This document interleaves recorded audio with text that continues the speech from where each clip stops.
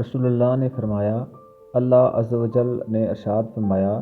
میں نے اپنے نیک بندوں کے لیے وہ کچھ تیار کر رکھا ہے جسے نہ کسی آنکھ نے دیکھا ہے، نہ کسی کان نے سنا ہے، اور نہ کسی انسان کے دل میں اس کا خیال تک گزرا ہے۔ فرمان مصطفیٰ ہے کہ جس نے لہسن، پیاز اور کراس کھایا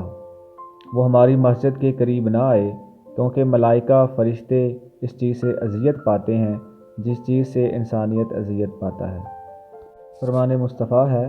پہلوان وہ شخص نہیں جو لوگوں کو بچھاڑے،